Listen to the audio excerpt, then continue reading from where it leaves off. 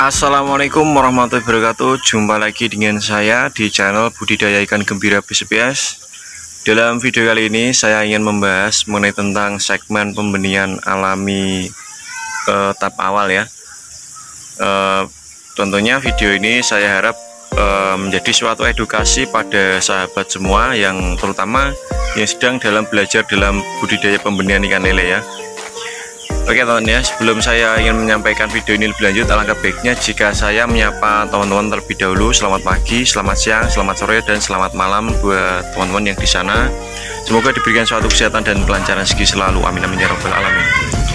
Oke teman-teman ya, jadi untuk pembenihan ikan lele itu hal apa saja sih yang harus kita siapkan untuk kita memulai dalam budidaya pembenihan ikan lele, dan bagaimana step by step cara untuk pemijahan ikan lele ya. Nanti saya akan jelaskan di video kali ini teman-teman ya. Dan usahakan teman-teman menonton video ini dari awal sampai akhir ya, supaya teman-teman itu paham apa yang saya sampaikan ya. Oke teman-teman ya, jadi saya akan coba jelaskan yang mulai dari persiapannya terlebih dahulu ya teman-teman ya. Persiapan tahap awal ya. Persiapan tahap awal kita harus menyediakan tentunya adalah kolam ya. Lalu jika teman-teman bertanya berapa sih bang kolam yang harus kita perlukan untuk pembenihan ikan lele, minimalnya itu berapa dan ukurannya itu berapa. Jadi yang pertama teman-teman ya, ini untuk pemula ya, ini wajib tahu karena tidak sembarangan untuk kolam pemijahan ya. Tujuannya supaya kita mudah dan istilahnya itu dalam proses pemijahan dan juga perawatan larva ya. Tapi setiap petani juga mempunyai ukurannya yang mereka sukai masing-masing ya. Jadi tidak bisa kita samakan teman-teman ya. Tapi untuk ukuran kolam ini sangat mempengaruhi sekali ya. Untuk kolam pembenihan ini yang menurut saya pribadi ya, untuk diameter yang saya suka adalah untuk kolam seukuran punya saya ini teman-teman ya. Tidak terlalu besar dan juga tidak terlalu kecil ya. Ukuran yang saya punya ini 1,5 kali 2,5 meter ya. Dan untuk ukuran yang bagus sebenarnya saya lebih besar lebih bagus ya teman-teman ya. Karena tidak memerlukan apa ya istilahnya itu kocoran yang terlalu banyak ya. Jika kita menggunakan semakin kecil, maka kita tentunya akan menggunakan kocoran semakin banyak tentunya ya. Dan ukuran yang terlalu kecil pun itu sangat berisiko sekali terhadap kelangsungan hidup larva ikan lele tentunya, karena biasanya oksigen terlalu kecil, terlalu minim, dan untuk larvanya pun akan susah untuk bertumbuh besar ya. Itu dari mulai kolam ya teman ya. Lalu yang mulai pembahasan yang kedua yaitu adalah pada indukan ya. Tentunya buat sahabat semua, untuk pemilihan indukan itu pasti ada yang belum paham ya. Untuk pemilihan indukan itu sendiri kita bisa pilih dengan indukan yang tentunya sudah siap untuk kita pijahkan. Ciri-cirinya seperti yang pertama ya. Yang pertama adalah usianya sudah mencapai 1 tahun ya. Dan yang kedua tentunya sudah mempunyai kematangan gonad yang memang sudah siap untuk kita pijahkan ya.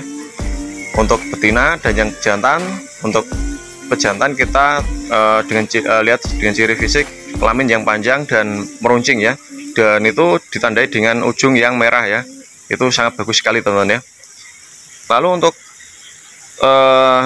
pemilihan jantan dan betina itu usahakan kita waktu beli ya, jangan sampai ada yang cacat ya, dari mulai patil, kumis ya. Usahakan anggota badannya itu utuh ya, sebagaimana ikan lele pada umumnya ya. Lalu yang berikutnya selain dari indukan, hal yang perlu kita ketahui adalah pada air teman ya. air sangat mempengaruhi sekali dalam proses pemijahan ikan lele ya. Air yang kita gunakan sebaiknya dari air sumur yang memang dalam kondisi baik ya, tidak tercemar dan tidak juga berbau ya. Air yang berbau atau tercemar itu mungkin ya tingkat keberhasilannya itu sangat minim ya. Dan juga untuk air yang kita gunakan memang ya, jika air kita sumur kita misal air sumurnya itu jelek, kita bisa menggunakan air pump ya. Tapi kita lihat air pumpnya bagaimana. Kalau mengandung kaporit itu sama saja teman ya. Misalkan jangan sampai ada yang mengandung kaporit ya. Lalu setelah kita seleksi pada air, lalu yang berikutnya kita lakukan adalah pada proses pemijahan ya, atau perkawinan. Pada proses perkawinan ikan lele kita siapkan pada sore hari teman ya. Sore hari itu kita bisa masukkan ke kolam pemijahan 1:2 atau 1:1 ya. Tentunya dengan ketinggian air kita harus perhatikan ya, ketinggian air kita kasih 25 cm itu sudah ideal teman ya. Untuk 25 cm kita isi air dengan air yang jernih, tentunya kolam yang sudah dibersihkan ya. Dan buat teman yang mungkin ada yang bertanya, Bang, punya saya kok sudah 2 hari nggak keluar telurnya ya. Jadi saya sarankan kalau sudah lebih dari 1 hari kita masukkan lagi ke kolam indukan ya. Jadi kita tunggu lagi mungkin sampai 1 minggu ya, baru kita bijakan lagi. Biasanya kalau terjadi hal seperti itu salah satunya itu ada yang belum siap, baik itu bejantan ataupun betina ya. Tapi jika ada bantahan lagi, itu kalau dilihat dari ciri fisik dan posturnya itu sudah memenuhi syarat Bang, tapi kok masih belum mau keluar telurnya ya, mungkin indukannya itu stres teman ya. Jadi seperti itu. Jadi untuk selain dari pemilihan indukan, pemijahan ya, lalu apa yang kita harus perhatikan selain dari kita memijahkan ikan lele? Setelah kita memisahkan ikan lele, kita tentunya harus memperhatikan telur ya, telur yang dihasilkan oleh indukan tersebut ya. Jika memang rasa kita telurnya itu bagus, kita akan mendapatkan tingkat keberhasilan yang tinggi ya. Itu dari mulai penetasan teman ya, belum sampai panen ya. Lalu kita bisa lihat dengan ciri seperti apa? Kita bisa lihat dengan ciri seperti mungkin ya, telur yang keluar itu tidak banyak yang mengandung yang putih-putih ya. Jika telurnya itu putihnya itu memang banyak dan hijaunya itu banyak, agak hijau ke bening ke hijau-hijauan lah ya, ditandai dengan titik merah, itu telur yang jadi ya. Lalu setelah kita rasa melihat telurnya itu sudah bagus, kita mulailah perawatan pada tahapan berikutnya ya. Perawatan yang berikutnya yang harus kita lakukan itu seperti apa? Kita memberikan air kocoran seperti itu ya teman ya. Memberikan air kocoran seperti itu 2 kali 24 jam ya. 24 jam dengan tekanan air yang tinggi ya. Setelah kita kasih kocoran seperti itu langsung dari sumur ya teman ya. Langsung dari air tandon kita buang, kita masukkan dan langsung kita buang di pembuangannya. Setelah kita lakukan kocoran ya, setelah kita melakukan pemberian kocoran, hal yang harus kita lakukan apalagi Bang, kita tentunya akan menunggu larva yang menetas ya. Larva ikan lele yang menetas itu kita jangan langsung kasih pakan teman ya, jangan langsung kita kasih pakan.